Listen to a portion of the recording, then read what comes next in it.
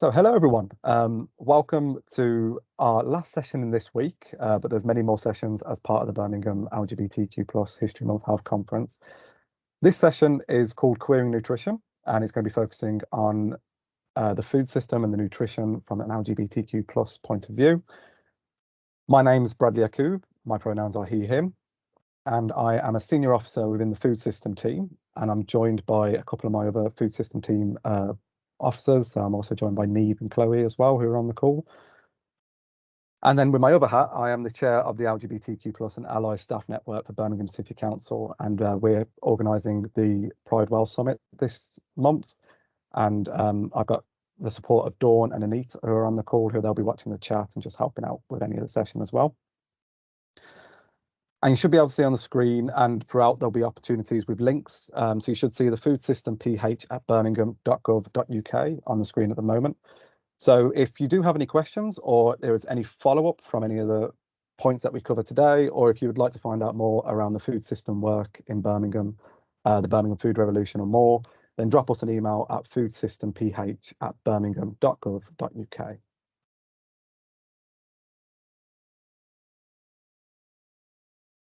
So quick overview of what we're going to cover in the session today. So we're going to start the session off with the safe places approach, and then we're going to have a quick exploration of what is queering nutrition.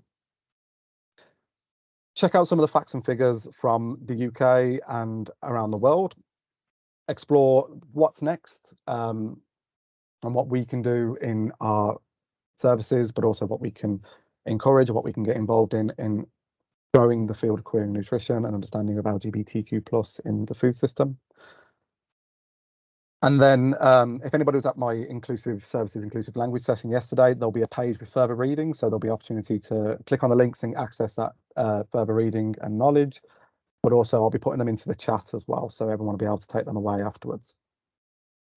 And then we'll stop the recording so we can have an open discussion and questions around anything that anyone might have spotted throughout the slide deck that they'd like to explore more, or to find out more information around anything.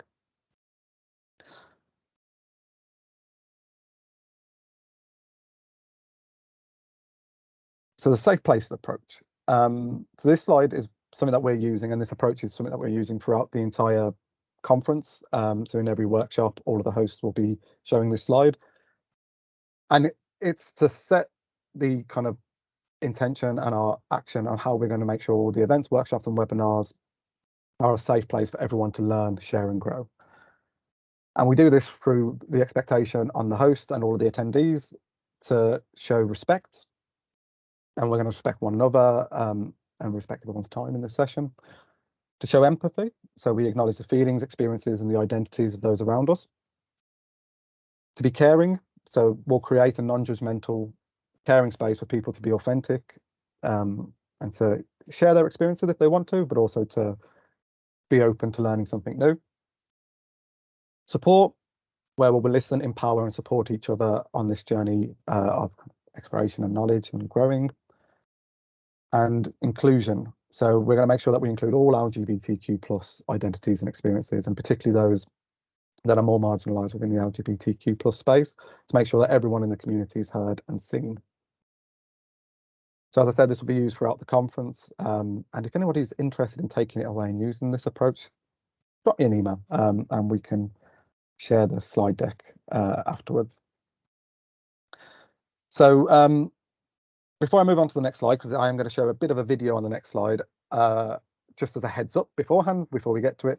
So the video is from our Birmingham food system, from the Birmingham Food Revolution point of view, and it's a very short video. You'll hear the voice of Sarah Pullen, who's the service leader of the food system team.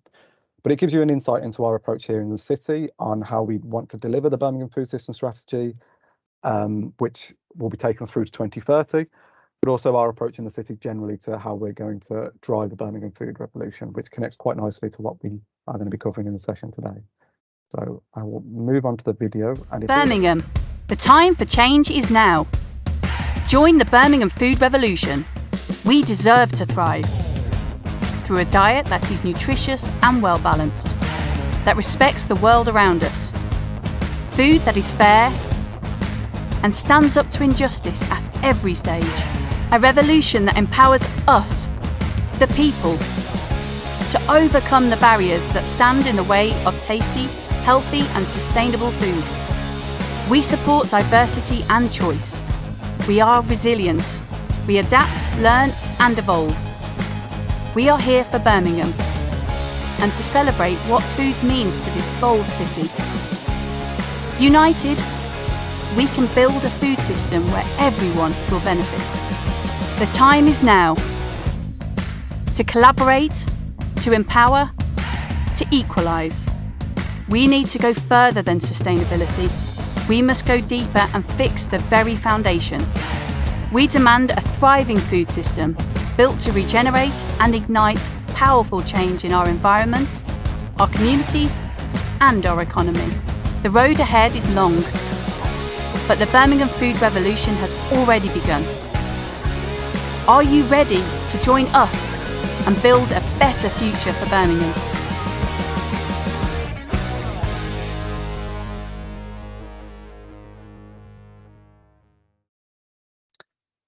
So, yeah, hopefully that gives you a quick insight into the Birmingham food revolution and the Birmingham food system strategy and our approach in the city. So if you do want to find out more around that, and there will be a link later on, I think in the next slide, but you can Google Birmingham food revolution and that will take you through to our web pages where you'll be able to find out about all of our projects, check out the Birmingham food system strategy, or find out more around the Birmingham food legends as well, and also the work that we're doing with specific communities across the city as well.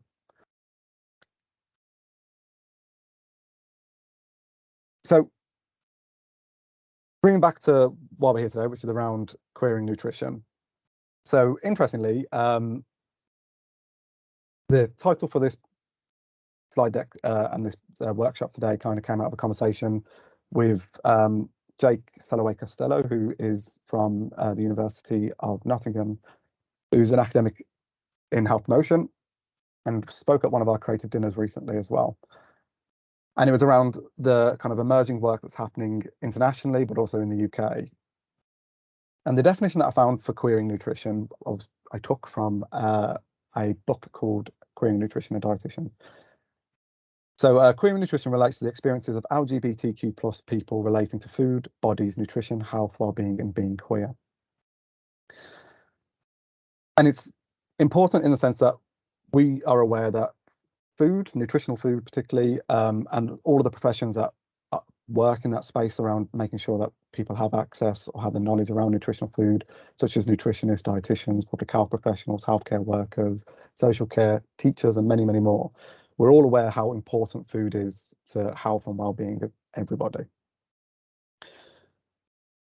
And which is why in this Birmingham, we've kind of set the vision that we want to create a fair, sustainable and prosperous food system and economy where food options are nutritious, affordable, desirable, so everyone can thrive.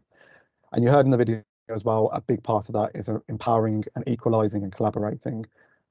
And the way to do that, and we've made it very clear in our approach in the city, but the way we want to encourage others to do so as well, is to not do to, but to do with the communities of the city. And particularly the LGBTQ plus community, as we're aware that health and wellbeing issues and inequalities often disproportionately affect LGBTQ plus people. And that can be everything from obesity and weight, disordered eating, food insecurity and access to healthy and nutritious food, and also in the wider sense of around homelessness, access to fuel insecurity and much more. So we know how important it is. And we'll come to it later in the session, is around, well, what is it that we're doing in this space around making sure that nutrition and food system works for the LGBTQ plus communities that we represent. So just a bit of a kind of a history of what we've done in the city in this space. So in 2019, which feels like a long time ago as it's before COVID, and COVID seems to have been a 10-year period in 3 years, we did a series of consultations of focus groups called the Seldom Heard Voices. And each one of the Seldom Heard Voices focused on elements of the Health and Wellbeing Board, which is a statutory function that sits over and works, sits over different areas of the health and social care sector across cities in the UK. So in Birmingham, we did seldom heard voices focus groups on physical activity, food, elements of health protection, and much more. But for this, we'll focus on food. And we worked with Birmingham LGBT. So the session was delivered by Marie Hughes, who is one of the individuals at Birmingham LGBT. And on the screen, I've included some of the quotes from people that took part in that focus group. So a lot of us LGBT live by ourselves. So eating together means being able to share experiences and coming together around food. When you hold your hands out, this is what feeds you. Fill that with colours of the rainbow, and that is 5 a day. And someone else said it, eating is about socialising, having conversations, sharing a meal gives you something to talk about. Rainbow Bridge is fantastic. There is no compulsion to be there. And just for anyone who wants to find out more about Rainbow Bridge, if you go on the Birmingham LGBT website, they have a directory which you'll be able to find out more around that service. But lots of the conversations and quotes came around the experiences that were specific to the LGBTQ plus community in Birmingham, whether that was access to food, affordability, living on your own, not being able to access the right quantities of food, so often going for easier foods that were freezable or that were highly processed, and much more. And you'll also see a word cloud there. So from the consultation, from the focus group, they pulled out key phrases and words that we highlighted throughout the group. So you can see on the screen, of course, food being a big one there, but also around the environment and climate, waste, the ability to transform the food that we're eating, the views of sustainability and what that actually meant, and much more. So we've been interested and we've tried to find out this information back in 2019. And then now, as we're starting to move more into our space, so we've now established the Birmingham Food System Strategy, the food team, the food revolution. Our next steps will be to explore more in Birmingham and hopefully influencing across the UK as well, because I know there are cities that are already much further ahead in this space, such as Bristol or Nottingham. But finding out more around how we can support LGBTQ plus people in accessing healthy and nutritious food, but also being involved in the food system around them.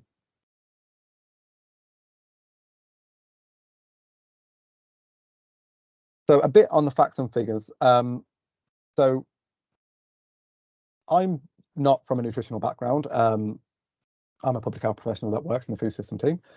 So I'm not going to deliver any kind of nutritional guidance in this session, but we will focus on the kind of the data sets that we found and what the data sets that we will be using to inform our work, but hopefully, you might not have come across, we might find interesting. But there's stuff that we should be aware of as we're starting to build or look at nutritional services or healthy food services around LGBTQ plus people. So one of the key figure sets that we found was around disordered eating, and we found that 21% of gay or bisexual teenage boys reported binge eating in comparison to 3% of heterosexual boys of the same age.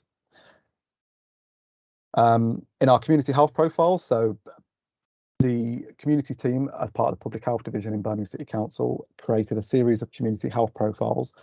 So there's 4 profiles currently available on the website: the lesbian community health profile, trans community health profile, bisexual community health profile, and gay and men who have sex with men community health profile.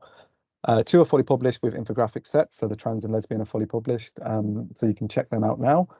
There are 2 that are on draft format at the moment as they're going through their final stages, but they are available for you to check out, and there'll be sessions run on them, which is the gay and men who have sex with men, and the bisexual profiles are on the website. But in the community health profiles, there was a mix of data sets and some conflicting views, but it found that 33% of LGBTQ plus teenagers were found to be obese or overweight in comparison to 26% of heterosexual teenagers. However, in the health survey for England from 2011 to 18, found a lower prevalence of obesity and overweight among gay men. And you'll see that in quite a lot of the data sets that are available, there is a difference in obesity, in disordered eating, in access to food, and food insecurity between the LGBTQ plus communities. So I just kind of to highlight the importance to diving deeper and looking at how specific elements of nutrition or the food system affect the lesbian population, the gay population, the bisexual population, trans population, queer population, and the rest of the kind of specific sexual orientation and gender identity groups within our communities. But also, so a few other studies from the international point of view. So lesbian and bisexual adults were at greater risk of being overweight, obese, and gay and bisexual adults were at greater risk of being underweight. And then in the Simone et al. Publication, it estimated that 40 to 70% of non-binary and transgender people struggle with eating disorders. And there's a kind of a bit more information on that. So the links will be later on, so you'll be able to access all of these research documents. But there's a brilliant summary document of that particular study, but a few more by Nutrition Upon Time, who goes into a bit more detail on that and around the wider aspect and research out there around non-binary and transgender people's access to food, and what we nutritionists and people in the industry can do to support non-binary and transgender people.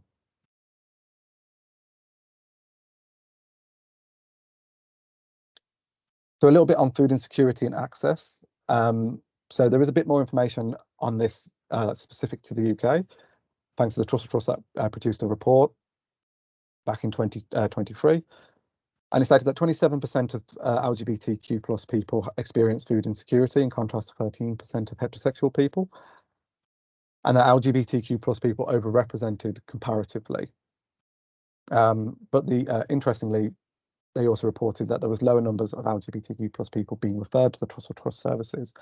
And then in the report, they do go into kind of exploring what could potentially be the cause or driver of that, whether that was the fact that there was a lack of acceptance or that the services weren't particularly clear on how they supported or how they were accessible by LGBTQ plus people.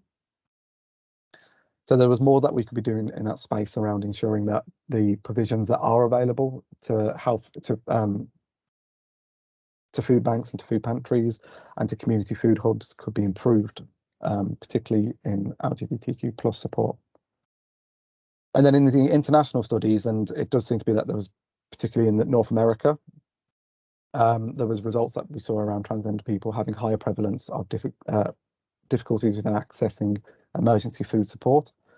And as we saw in the Seldom Heard kind of study that we did in 2019, but also in a lot of the international studies, LGBTQ plus people and transgender people accessing or having a higher reliance on ultra-processed foods, or those often kind of foods that are high in fat, salt and sugar, that are quick or easy to access and freezable.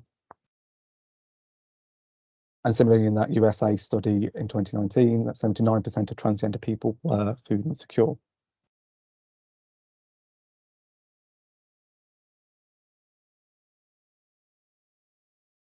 And just to pull some more quick figures from the Birmingham Community Health Profiles, and I do encourage you to go and check the profiles out in more detail on the website. So on the left-hand side, you'll see the lesbian infographic.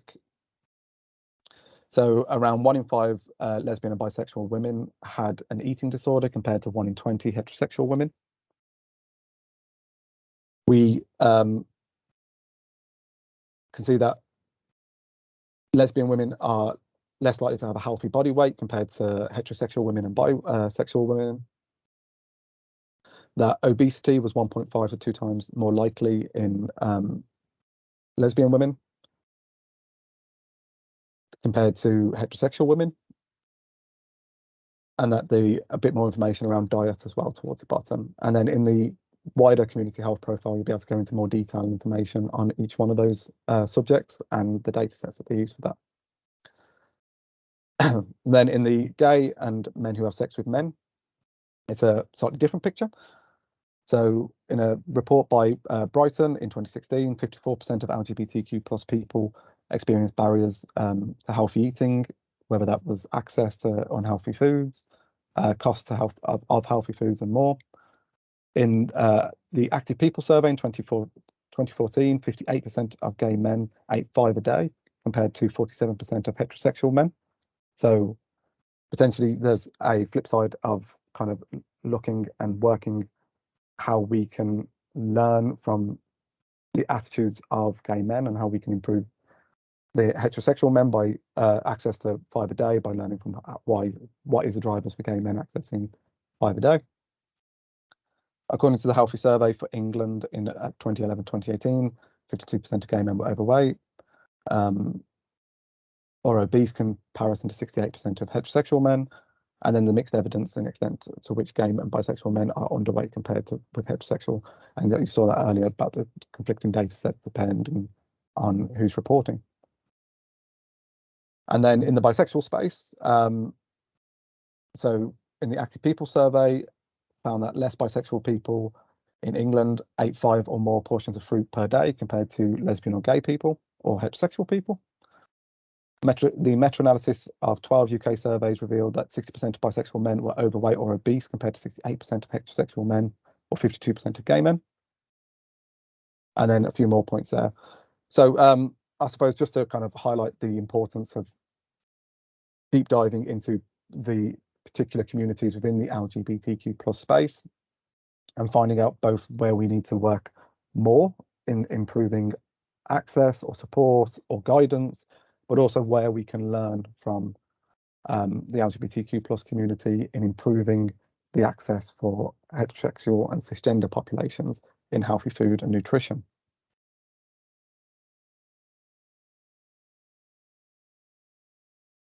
And before we come to the limitations page, I kind of wanted to flag a awesome kind of image that was taken from a systematic review done by Gomes.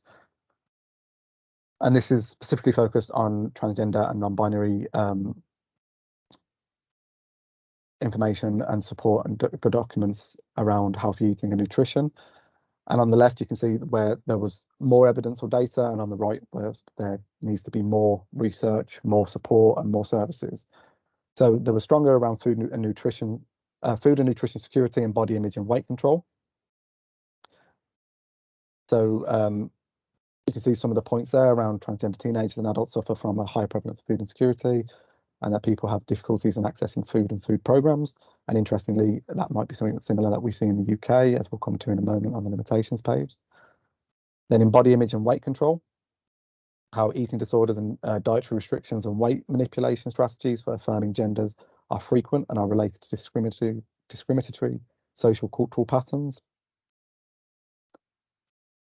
In the nutritional status area, we saw that dietary interventions positively impacts transgender people in nutritional counselling.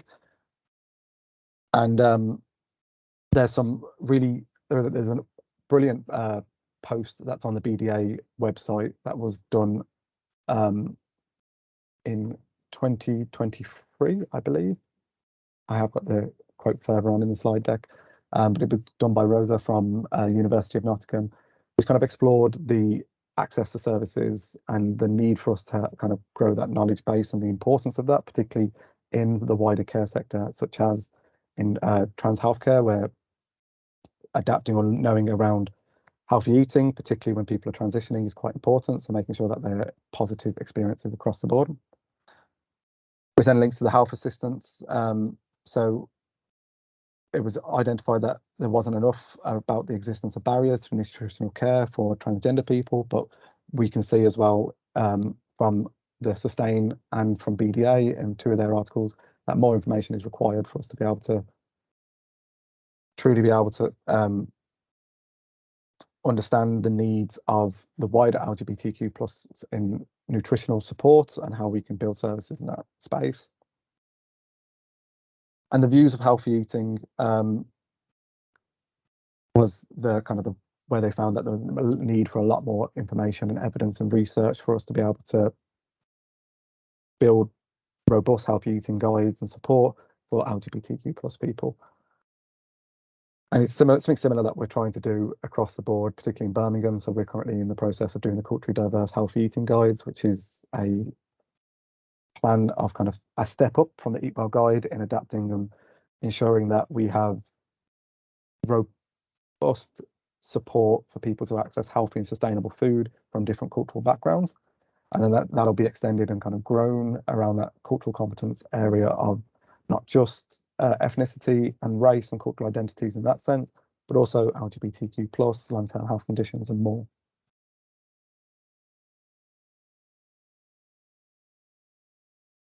But as you might have spotted, a lot of the evidence that we found or that we came across, and just a quick kind of shout out to Neve on the call who helped me to source a lot of the information and evidence that we use in the session today.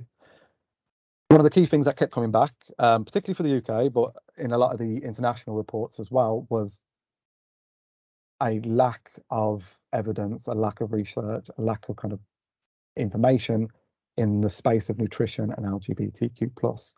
So kind of driving that need for us to step back and consider how we can queer nutrition further by researching and opening up these questions and learning more. So I wanted to kind of flag two quotes on the screen, which I've taken from the Eat the Rainbow article that was on the Sustain website by Isabel Rice and Vera, but also by Rosa from the University of Nottingham as well. So in the Rainbow article, there is a limited research relating to the experience of food insecurity and LGBTQ plus identities in the UK. At the time of the writing this article, which was 2023, they found that there was a lack of statements of LGBTQ plus inclusivity on websites, UK charitable food aid organisations. And that's not to say they don't exist, but the visibility, particularly in the LGBTQ plus space, visibility is incredibly important. So having them more visible is important in ensuring that people access them services and feel safe to do so. But Sustain highlighted that they would like to see more work, more research and more activity in food project spaces. So that's where we're trying to, in Birmingham, looking at that across the food revolution space and the food communities on how we create a more inclusive environment and a safe environment for LGBTQ plus people accessing food projects and food support and food services. And then a very small snippet of a much longer, incredible article by Rosa. So from the conversations I shared with knowledgeable professionals in this field, there was a consensus that allied health professionals and other medical professions need to be trained on their courses on how to support the health needs of LGBT plus community without external or internal bias. And Rosa highlights that the course that she did on being trained on nutritional requirements across the lifespan from birth to old age, including breastfeeding parents, that nutritional challenges throughout the lifespan faced by low-income client groups or clients with obesity and those who experience more clinical issues such as cancer or diabetes, it is fair and right to give equal focus to nutritional challenges that the LGBT plus community might be facing. And I kind of flagged that section of the articles because it's interesting to explore that. So in nutrition and dietitian training, but also in the public health training in other healthcare sectors as well, we do learn around and we do explore different elements of the lifespan and of the life course and of particular communities of interest. However, with that element of intersectionality, and I know intersectionality is becoming far more important in a lot of what we do and becoming more aware of the importance of intersectionality, including LGBTQ plus experiences in food and nutrition and in how we train our healthcare and allied health workers in exploring LGBT plus, but also LGBT plus in older age, in mental health and mental services, mental health services, in breastfeeding parents and the access to breastfeeding and parenting, in obesity in low-income client groups is particularly important. So I suppose exploring kind of options for what and how to improve our space in LGBTQ plus food and nutrition and in the food system, I kind of wanted to flag some areas that we can work on, and the points that were flagged in multiple of the further reading articles that you'll be able to access in a moment. So the first one is around research and engagement. So I flagged the Seldom Heard conversations that we did back in 2019 as an example of what we're doing in a local authority, in a food system in the public health space around hearing the voices of LGBTQ plus people on food. And that was very early doors before we'd fully understood how we're going to work in that food space. So we're excited to continue that work here and hopefully then make that published and available across the space for Birmingham, but also wider afield. But the kind of the encouragement for us to look at how we can build that into all of our services, into all of the work that we're doing to find out more around how we can improve the access to food and nutrition for LGBTQ plus community here in the UK. So the emphasis not just on academia to be able to do this, but on healthcare provision, on public health and local authorities, or it's just generally across the other industries as well. Provider training.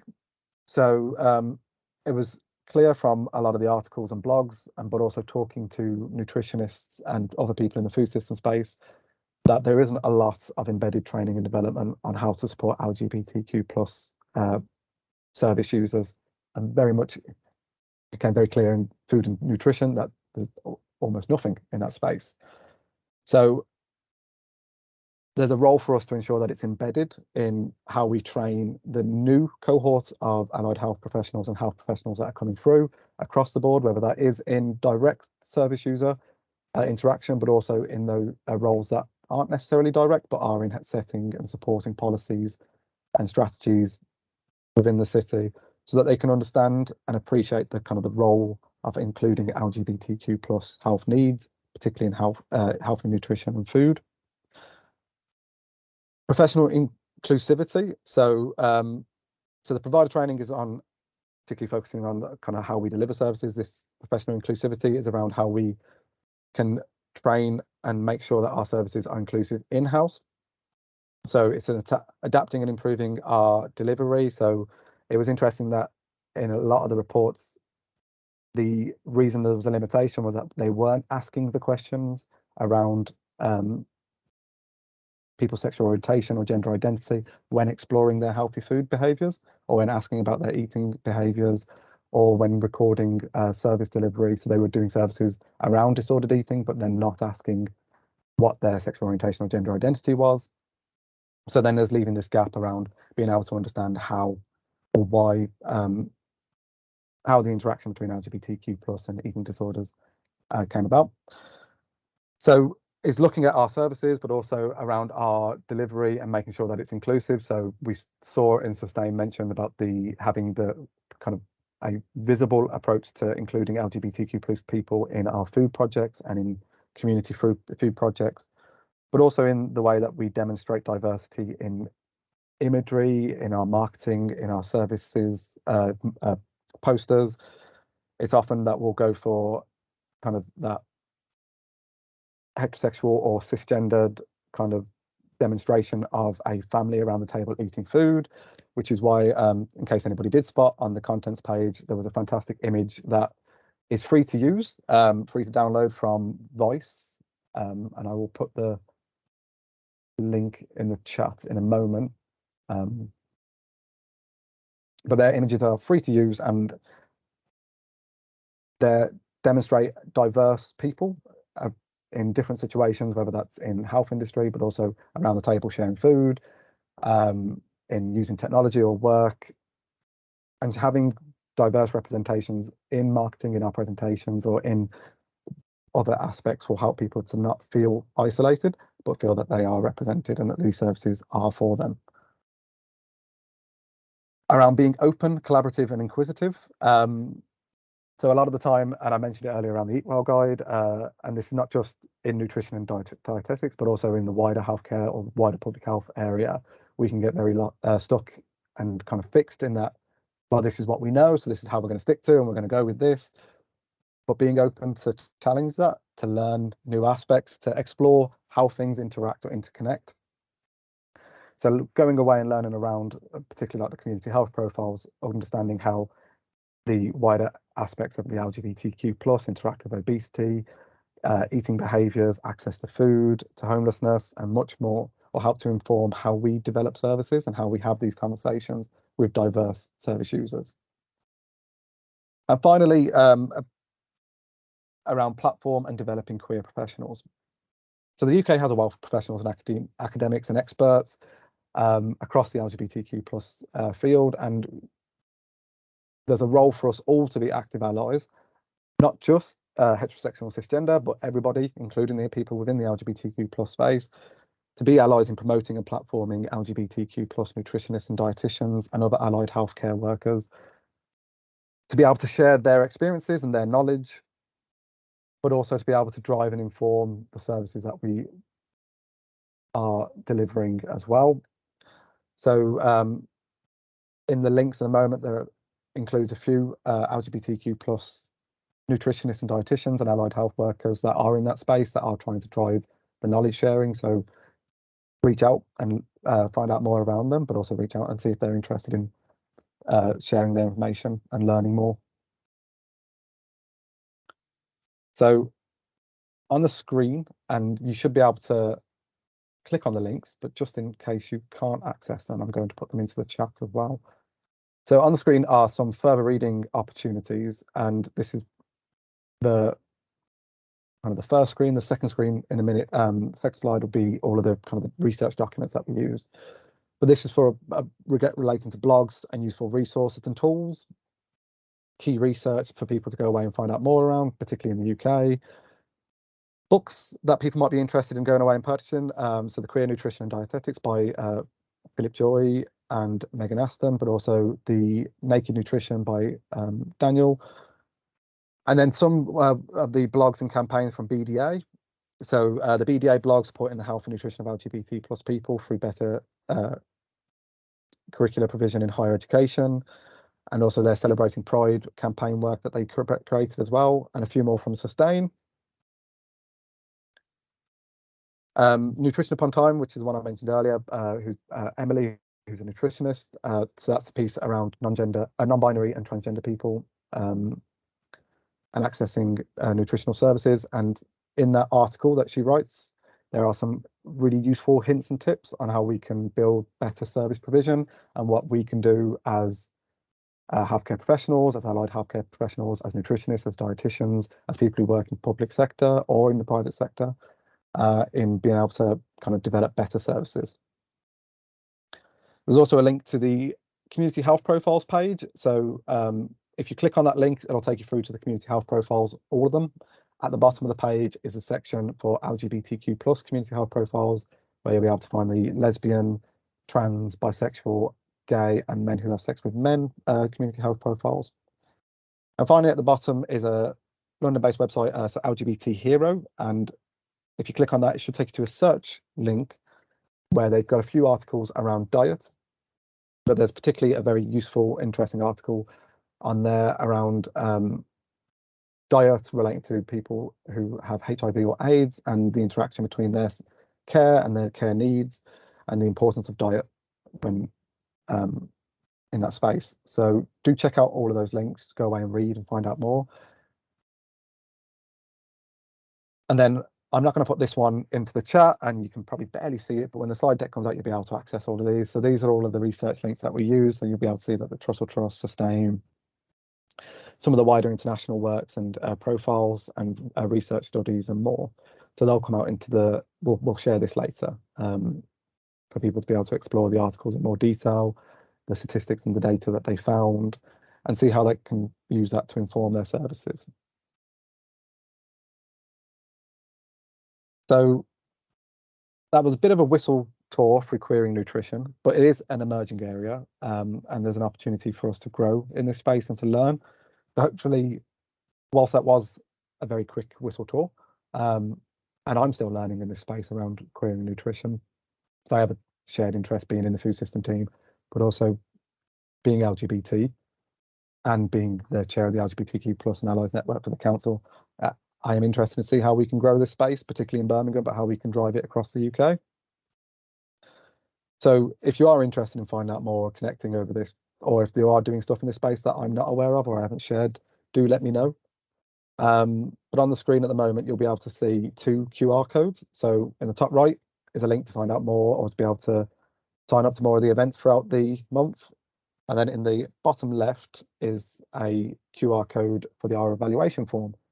And I please encourage everyone to take the time to complete the evaluation form, just so we can learn from doing sessions like this, but also how we can evidence the importance of doing the Birmingham LGBT History Month Health Conference and doing sessions that specifically focus on the LGBTQ plus community in the health.